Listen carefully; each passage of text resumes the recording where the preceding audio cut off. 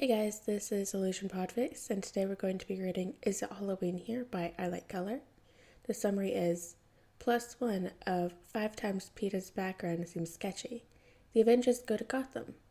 Alright, and without further ado, let's just hop right in. Peter was acting strange. Well, stranger. When they found out about their next mission, he didn't immediately make a pun or a joke about it. Why did Aquaman join the Justice League instead of the Avengers? Peter loudly asked. Fury's eye twitched. He was hydrophobic.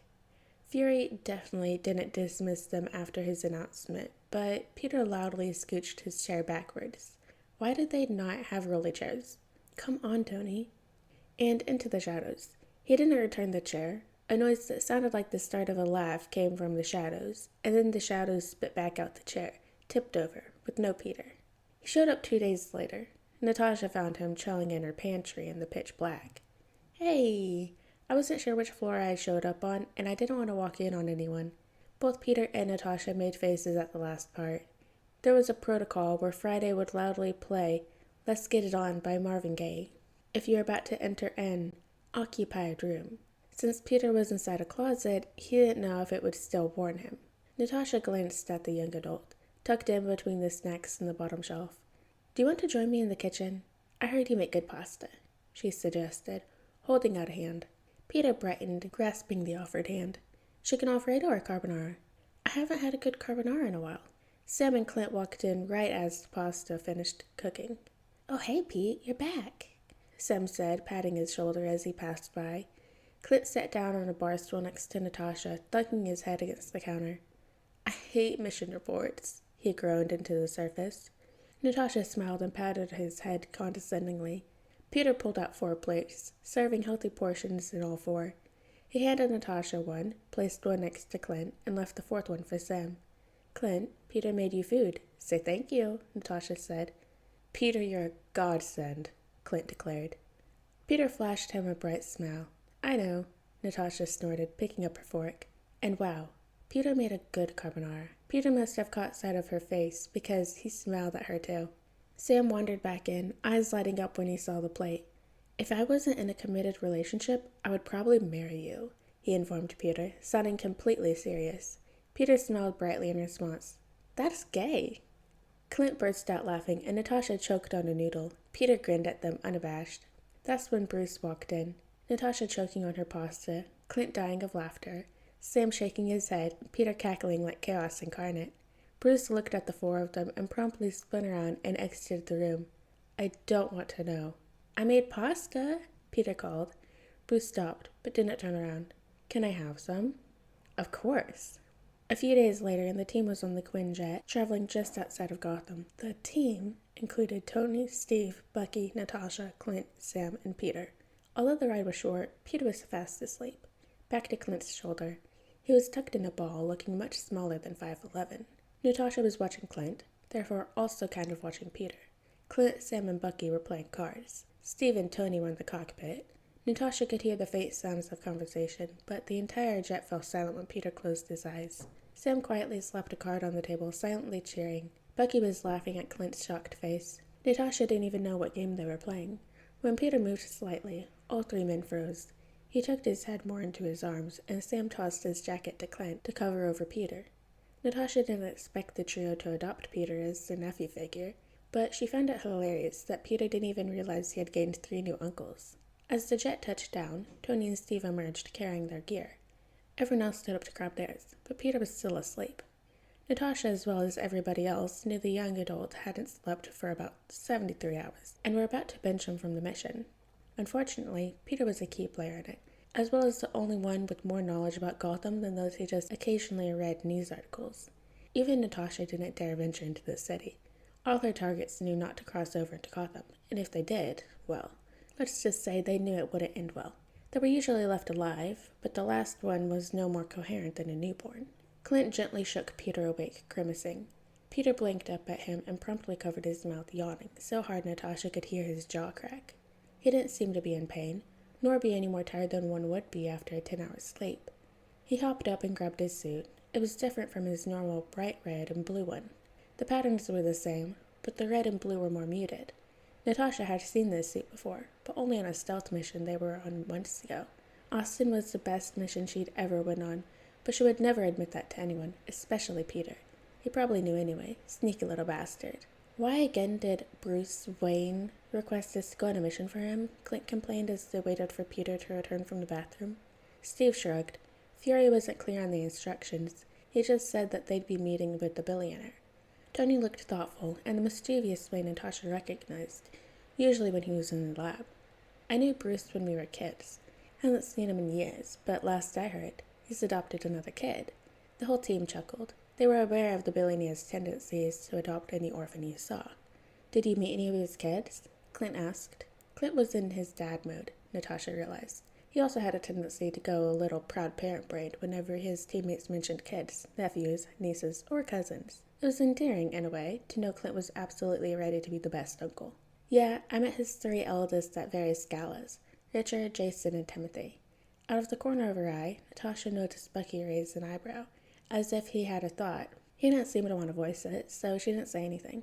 Do you have a favorite? Natasha asked, smirking. No, of course not. All 3 are incredibly talented young adults, though when I met them, they were all in their teens or younger. Natasha waited. Yeah, okay, the second one, Jason. He was my favorite, Tony admitted, much to the rest of the team's delight. Peter emerged right as they burst out laughing, pulling on his gloves. Ready? He chirped, smiling. The rest of the team stared. Not only was Peter's suit muted, but he was wearing an open leather jacket to reveal a spider pattern in the front of his chest. He had a pair of faded black jeans on over his suit, and he was wearing brown combat boots instead of his usual Converse. Even his gloves were muted. He looked like he'd fit right into the Gotham aesthetic. Peter didn't notice them staring, instead digging around his duffel bag. Your disguises suck, he said, tossing each a gas mask. What? Peter turned to them. Did Fury not send you the actual Gotham introductory packet? Their silence was enough. Peter sighed and placed some sort of disc on the table next to them. Read this. A projection flickered. A short and cheery message appeared. Welcome to Gotham. Run while you can. By Peter Parker. Natasha turned to Peter, who was already halfway across the jet, grumbling as he searched through another bag. Chapter 0.5. Where to enter. Chapter 1. General knowledge. Chapter 2. Rogues. Chapter 3. Vigilantes. Chapter 4. What to do if you're attacked by rogues. Now sectioned by different rogues/attacks. Chapter 5. How to leave. Chapter 5 was the most peculiar title, obviously, but Tony typed in the very first instead. Natasha could hear muffled swearing from Peter, which was odd because he didn't usually swear. Seemed like this mission would be interesting, as well as educational. Porca miseria! A loud thump and a crash. Natasha and Bucky both looked up, but everyone else was absorbed with their reading. Peter had dropped what looked to be another metal cylinder on his foot. The crash was him dropping another box in surprise. You doing okay? Bucky called, brow creased. Peter looked up surprised. Yep, pay attention to the thingy, it's important. He went back to his rummaging. Natasha, despite herself, didn't turn back to the hologram. She kept watching the young adult, halfway between amused and concerned. He was clearly searching for something. Piles of clothes surrounding him. Maybe those were clothes for them, she realized. When the rest of the team finished reading, looking shaken and or nauseous, Natasha was gone. Peter handed them piles of clothes and told them to change. Why? Shouldn't we be in uniform? Steve, ever the soldier. Peter shook his head. You're gonna get attacked. That's like lighting the bat signal, but for the rogues. Steve looked confused, but Peter ushered him into the bathroom. Natasha stepped out as Steve knocked. She kept her normal black suit, but lost the jacket in exchange for a maroon-colored leather jacket. Steve turned into a boring office worker in a rather awful patterned suit. Peter didn't say anything, but Natasha could tell he was hiding his amusement at the suit's pattern. Sam and Clint both had jeans and a sweatshirt. Tony put on an equally old suit Peter forced on him with minimum complaining. Truly a wonderful feat, Peter said flatly when Natasha pointed out the man's good behavior. His tone was drier than powdered milk. Natasha bit back a smirk at the older man's face. Bucky was the only one who got to keep what he normally wore, because he always dressed more casual than everybody else. Peter slipped a mask on, also different from his usual bright red one that covered his entire head. This was darker, like the red on his new suit, and it was a totally different style of mask, a domino mask. The sides of it curled up around his face, with a spiderweb pattern similar to his suit. He slipped a comb in his ear, ignoring their look of shock. Even Josh was visibly surprised. He was so secretive about his identity that his part-time team didn't even know his last name, but he willingly exposed half his face in Gotham. Peter led the group to the nearest car rental place. "Hey, Spidey, how you been?" A man behind the counter greeted. Peter stood up, slipping into a rough Queen's accent that they'd never heard before. "What's up?" "Yeah, just inside the city. We can walk from there." "We have to walk?" Steve asked. Both Peter and the man leveled him with such a deadpan stare he shrinked back. The man chuckled and looked at Peter. "Fucking outsiders. You escorting them, or?" "Nah, I'm with them, actually." The man made a noise of interest, typing away on the computer. "Where to?" "You working with Hood?" Peter asked instead. At the man's sharp nod, Peter smiled. "I think you know my answer then." The man snorted. "Fucking bats." "At least we're not fucking Metropolis," Peter exclaimed. "Man, you know some tourists came just last week. From Metropolis? Yeah! Why the fuck would they come to Gotham?" "I don't know, man." The team behind Peter felt, and most definitely looked, bewildered. Bucky radiated amusement as he watched his team gape at the confident vigilante before them. Peter was usually pretty soft-spoken, even when showing off. Now he was standing up straighter, drawing in an accent that they'd never heard, but was most definitely his original one. No one could fake an accent this well, with a man he clearly knew well. Peter grabbed a random pair of keys from behind the desk, examining the label. "This is the van I used last time?" he asked, frowning. "Nah, these are." The man tossed a different key, and Peter caught it without looking. "Perfect. See you soon." And with that, Peter walked past his team and out of the building. Hey, wait a minute, mister," Tony said, following him. Peter was definitely ignoring him, weaving his way around various vehicles in the parking lot. The rest of the team followed in a fairly straight line. Bucky was just in front of Natasha and could feel her eyes boring into his back from her unanswered questions. Bucky didn't feel like dying today, but he also had a feeling that a lot of the questions would be answered soon, so he didn't turn around. Peter finally arrived at a fairly nondescript white van. "Are we gonna get murdered?" Clint joked when Peter opened the door. To everyone's surprise and a slight horror, Peter grimaced. "No, but you might get rejected if I don't do this, right?" "The fuck does that mean?" Tony demanded. Peter raised an eyebrow, motioning to the door. "Get in the van." Bucky could sense his hesitation, probably due to the fact that Tony liked to drive himself, not let others drive. Peter tilted his head. "I have to be the one driving, but if you're in the front with me, will it help?" Tony blinked in surprise, then nodded. "Sure." It ended up being Peter and Tony in the front, Sam, Clint, and Bucky in the middle, Steve and Natasha in the back. As they traveled to the city border, a "Welcome to Gotham" sign appeared. Someone had crudely spray-painted "Run while you can," with a spiderweb next to it. Peter chuckled when he saw it, but he didn't say anything. When they passed by the sign, a shudder ran from the very tips of Bucky's toes to the top of his head. "Yeah, so if you just had a reaction, that means you're in Gotham. I've come here enough times that I don't react like that anymore. Everyone turned to the nearest shadow and say hi to Gotham," Peter said cheerfully. The dark parts of the van interior seemed even darker, even though it was only midday. Bucky didn't say anything, but he waved to the darkness in front of him. The darkness waved back. What the fuck? Not even 10 minutes into the city, Peter stopped the van in a random parking lot. As the rest filed out, he peeled off his domino mask, stuffing it in his pocket. "We have to walk from here." He left the keys on the dashboard, not bothering to lock the doors. "Where are we?" Steve asked curiously. "Just outside of Bristol. We entered through the Burnside." Both are on the outskirts, but still count as Gotham. Peter led them through what was clearly a rich neighborhood, while the rest of the team were looking like lost puppies. Peter strode with confidence, talking quietly on his comm. Bucky tuned in to listen as Tony and Steve were too busy gaping at the architecture. "Said what I said, oh?" Peter was smirking. "If B pulls Brucey out, I'll tell everyone about September 6th. And if that doesn't work, oops, guess Selena knows about the gecko white bread blanket incident." Was Peter really blackmailing someone? Bucky thought, delighted. Peter stopped at a large gate, still talking in the comms. "We're here, oh. Do I let myself in, or will you?" "Hang on, does Peter know Bruce Wayne?" The gate opened slightly. Peter beamed at the nearest security camera. "Think so." Peter led them up the long driveway. The group stepped up to the front door. Peter looked at Steve and Tony expectantly. "What?" both men asked at the same time. Peter motioned to the door. "Are you gonna knock, or?" Bucky thought Tony and Steve looked like they forgot they were in charge of the team. Steve walked up and knocked on the door, looking mildly uncomfortable. An elderly man in a very posh-looking suit opened the door. "Ah, the Avengers, I presume. Come in, please." The man stepped aside to let them in. Peter waited for the group to go in, before quickly hugging the butler. Man, rich people are wild. Hi, Alfie, he beamed.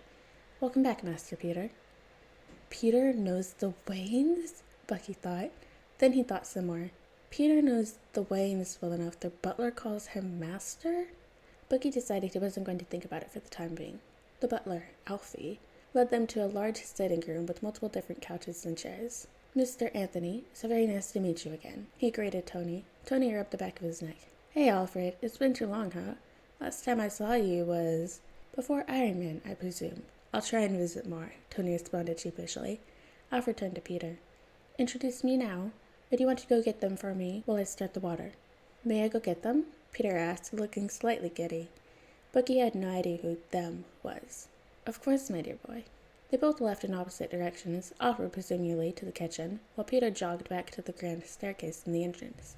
He stood at the bottom of the steps in clear view of the sitting room inhabitants. He took a deep breath, cupped his hands to his mouth, and yelled, It's Wednesday, my dudes!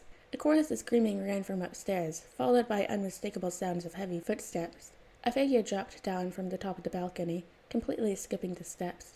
Peter, you're back! The figure shouted, tackling him in a hug. Peter was laughing so hard he was wheezing as the rest of Bruce Wayne's. Why did he have so many children, all piled on top of him? You didn't say you were coming back. How long have you been in town? How long are you staying? The children, well, young adults and teens, all climbed back to their feet, practically wrestling each other to hug Peter. Peter was absolutely not helping. He was still laughing as he was passed around like a sack of potatoes. Currently, the one who tackled Peter was cuddling him, trying to fight off a blonde girl with his right leg. A shorter black-haired boy was tugging on the taller sleeve, trying to show Peter something on his phone. The other three were standing back laughing. A short Asian girl with black hair, a taller African-American teenager, and an equally as tall Arab teen. Well, the last one wasn't laughing, but he was smirking. Eventually, the Asian girl stole Peter, somehow carrying him despite being almost a foot taller than him. Hi, Cass! Peter beamed, wrapping his arms and legs around her. She beamed back, letting go of him with one hand to sign something. Peter chuckled. None recent. Only the stabbing last week, but I told you about that, right? The girl nodded, placing him down. Peter turned to the tallest one, the one who tackled him. I heard you got shot, he said cheerfully. The other nodded, looking slightly wary. Guess what that means, Peter continued. The man's face turned confused, then alarmed. No, I will not let you and Little Wing shoot at me with paintball guns. Peter's mischievous grin turned into full-on puppy eyes. Shit, the man said, glancing at his siblings. They all held up their hands, making innocent expressions. The youngest-looking one crossed his arms. I do not see what the problem is. You need to learn how to dodge bullets better, Richard. Richard made a wounded noise. Peter opened his mouth to respond before noticing the Avengers staring wide-eyed at them. Oh, I forgot to introduce everyone, he exclaimed, walking back to the room. The siblings followed after him. Everyone, these are the Avengers. Well, most of them. Right to the left, you have Tony Stark, Steve Rogers, Sam Wilson, Clint Barton, Natasha Romanoff, and Bucky Barnes. The siblings waved at them, settling into seats around the room. Peter remained standing, turning to the Avengers. Guys, this is Dick Grayson Wayne, the one who tackled him, Cassandra Wayne, the short Asian girl, Tim Drake Wayne, the one who was attempting to show Peter something on his phone, Stephanie Brown, the blonde girl, Duke Thomas, the African-American, and Damien Al Ghul Wayne, the short teenager. And with that, Peter plopped down in an empty armchair, leaning over to look at Tim's phone. Bucky had a thought. He didn't usually have thoughts that made as much sense as this one. These have to be Peter's siblings. Not only did the names match up exactly, aside from Babs and Jason, but he obviously seemed very comfortable around them. Peter didn't really give them a ton of information, just names, so Tony hesitantly started a conversation with Dick. Why did he, a 20-year-old man, willingly go by Dick? So you've grown since I last saw you, he pointed at Dick, who only laughed. It's been a while, Mr. Stark. How do you all know Peter? Sam asked, eyes narrowing in a slightly protective but mostly confused way. Peter looked up just then. Tell him, I dare you. Peter smiled cheerfully at Dick, who visibly shuddered. I won't. Dick raised his hands up in an innocent gesture. Peter narrowed his eyes at him, then turned back at Tim. Has he always been this scary? Clint asked no one in particular. The whole family burst out laughing, Peter included. You think I'm scary? Peter asked, indignant but still clearly amused. Suddenly, a door slammed open.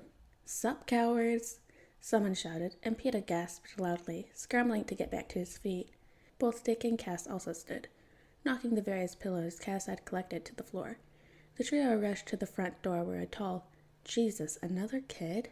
Man stood, taking off a familiar-looking red helmet. Peter physically threw himself at the man, latching onto him with his arms. Dick smushed Peter to the man's chest, wrapping his arms around both. Cass stood to the side, waiting with a smile. "Peter? You're back?" The man looked surprised, arms automatically coming up to hug the two. "Father wanted to meet his other team," Damien said, somehow spawning a cat in his lap. "What the hell?" "Wait, Jason?" Tony asked, frozen in shock. "Hey, he has more brain cells than you said, Peter Pan," the grown-up Jason look-alike said. Peter cackled, burying his face into Jason's chest. "Aren't you supposed to be dead?" Tony asked, getting up. He stood an arm's length away from Jason, mostly due to the fact that there were still two bodies clinging to him. Dick laughed and untangled himself, but Peter stayed attached. "I got better." Jason's eyes twinkled mischievously. "I went to your grave," Tony exclaimed. Jason's eyes widened, and he paused, then smiled. "Thanks, Mr. Stark." Tony finally reached up and wrapped his arms around him and Peter. "Are you going to stay attached to Todd like a child?" Damien asked Peter. "He left before I woke up, and I haven't seen him in 3 months. Leave me alone." Jason laughed after hearing this. "I'm sorry. Roy needed me for something, and then we had an emergency mission we were called on," he explained. By now, the Avengers were used to being perpetually confused about whatever the fuck was going on. Jason plopped down on the couch next to Damien, and Peter finally unattached himself from the taller man, wedging himself between Jason and Damien. Damien made a face, shifting away.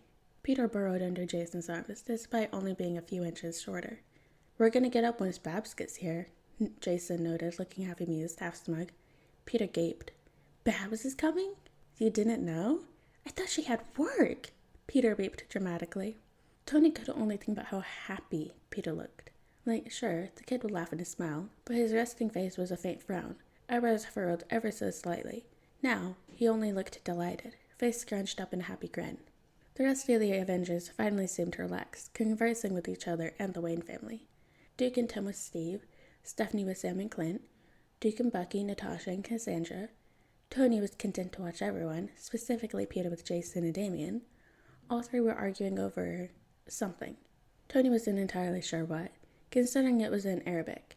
Despite all the languages Howard forced him to learn, Arabic wasn't one. But hey, the trio's hand gestures and body language was entertaining enough. The trio and everyone else was so busy conversing that they missed the doorbell. Tony was halfway up when Alfred appeared in the foyer, narrowing his eyes at him. Tony hastily sat back down. A woman, looking about Dick's age, wheeled herself inside, stopping to give Alfred a brief hug. Peter launched himself up. "Babs, I thought you had work." "The library will be fine for one afternoon." Peter bent over and hugged her, and she happily returned the hug. Alfred rejoined them, carrying a tray with snacks and a teapot with cups. Peter sat in his armchair now, Barbara settling her chair beside him. Bucky was the closest Avenger to the duo, Tony noted. Peter was quietly introducing everyone to her and Jason, and that's Bucky, White Wolf. Bucky waved. Barbara glanced at his metal arm and smiled. "Disability representation?" Bucky barked out a laugh. "Babs, you can't say things like that," Peter exclaimed, shocked. Despite the reprimand, he was grinning. An hour later, Bruce Wayne finally arrived. The man must have used the back entrance, because he entered the room through the door only Alfred used. Tony suspected it led to the kitchen. Damien was the first to greet him. "Father, I scored a 97 on my latest algebra test," he informed him solemnly. "Good job, Damien," Bruce grumbled kindly. There was not really any other way to describe the man's voice. Tony had heard it on the news a few times, but he never failed to surprise him how deep it was. Bruce moved further into the room, greeting his various children. Tony noted a slightly surprised look when his eyes landed on Jason, but Bruce moved on. "Barbara," he greeted, walking over to the duo. Barbara smiled. "Hello, Bruce." Peter didn't seem to care that he was the last one to be greeted, besides the Avengers. Bruce turned to Peter finally. "Hello, Peter." "Hi, B." Peter's response was so simple, but his face implied there was a story behind the nickname. Bruce looked half amused, half exasperated, so there was a story behind it. "How's New York?" "It's fine. You're due for a visit." "How's Uncle C?" "Uncle C?" Tony filed away that nickname. He couldn't help but feel like he was missing something big here. "He's good. Will you introduce me to our guest?" Bruce's tone was warm, the kind of warm which vaguely sounded parental. "Of course," Peter chirped, standing up. Bruce put a gentle hand on Peter's shoulder and received a beaming smile back as Peter introduced him to the Avengers. Bruce nodded politely at everyone before walking over to Tony with his hand outstretched. "Hey, Tony." Tony chuckled and shook his hand. Hey, Bruce, I believe I won our bet. Titters erupted from the Wayne children, Peter included. They must know about the bet, Natasha piped up. What was your bet, Tony?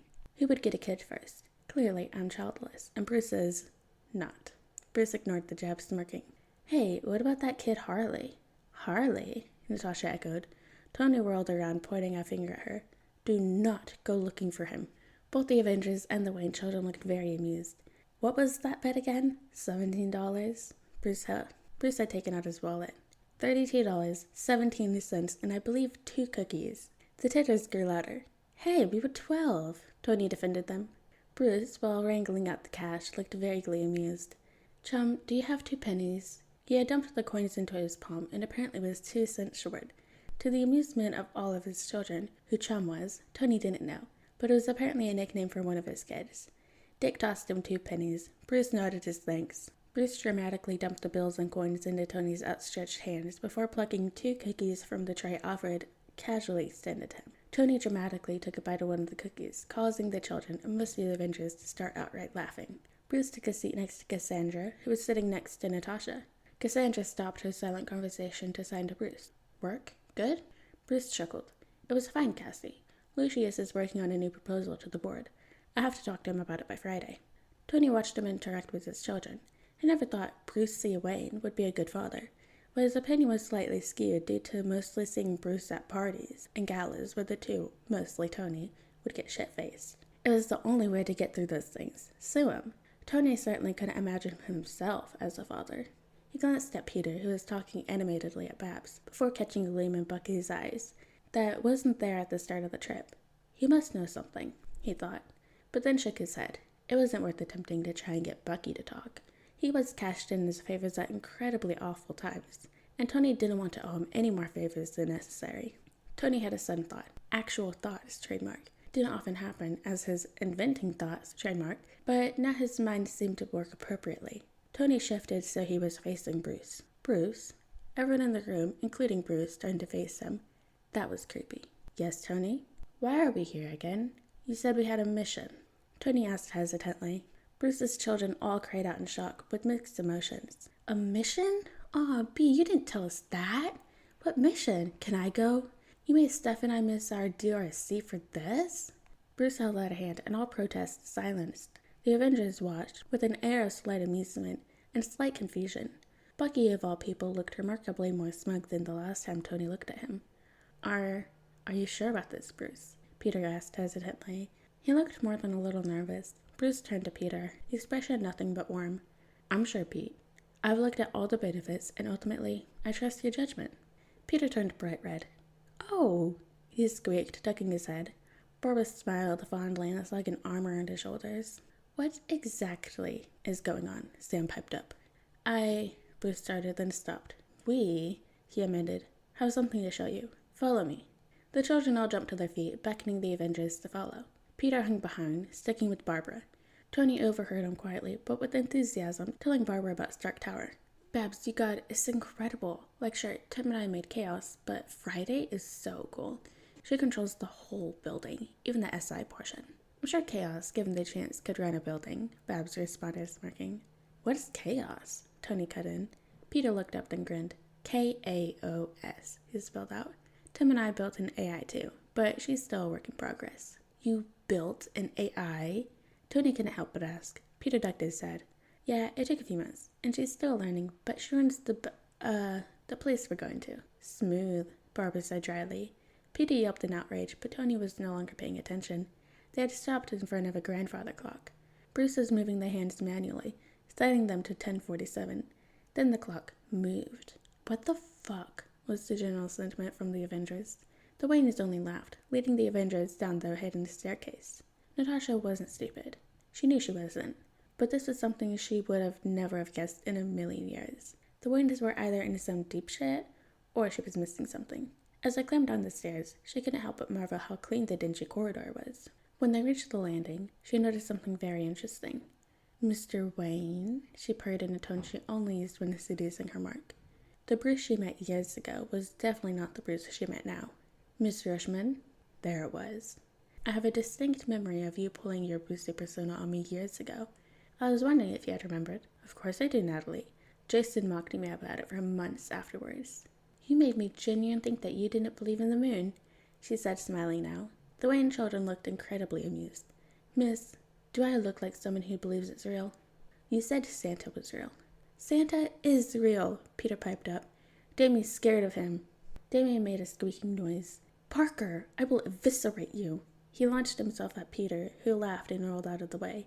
A familiar electric hum filled the air before Damien unleashed a fucking katana. Peter's lightsaber clashed with Damien's blades as they tumbled down the corridor. Those blades looked rather familiar. Oh fuck, it's the traffic light kid. Bruce? Damn, struck Peter to the punch. Yes, Tony? Bruce came to a stop next to a pitch-black car. Are you fucking Batman? He blurted out. Tony, I have a fiancé. Of course I'm not fucking Batman. Bruce held the mock-offended hand to his chest before smirking. I am Batman. All motions on the cave ceased before the Wayne children started giggling. Natasha wasn't sure who laughed first, but in a few short seconds, Peter and Damien were rolling on the floor, weapons abandoned. Dick and Jason were holding each other upright and cackling. Cassandra's laughter was like Bill's, soft yet unmistakable. Stephanie and Tim were red-faced and wheezing. Barbara's chair rolled into Duke, who stumbled before collapsing onto her. Both were struggling very hard to keep their mirth from spilling out. When the kids calmed down enough that they could talk, Sam asked, Are you all vigilantes? Multiple voices started at once before Bruce held up one hand. Formal introductions. Go by age. He straightened up before speaking. My name is Bruce Wayne, and I am Batman. I'm Barbara Gordon. My codename is Oracle. She saluted the group, smiling. Dick Grayson Wayne. I'm Nightwing, and I was the first Robin. Dick held up one finger before leaping into a handspring. Cassandra Wayne. Black Bat. She gave a thumbs up. Jason Todd. Currently the Red Hood, and I was the second Robin. He produced a gun from nowhere, twirling it around his fingers, holding up two fingers with the other. I'm Tim Drake Wayne. I was the third Robin. Now I go by Red Robin. He held up three fingers, giving an awkward smile. Stephanie Brown. I was the fourth Robin. Now I go by Spoiler. She waved cheerfully, holding up four fingers. Duke Thomas. My codename is Signal.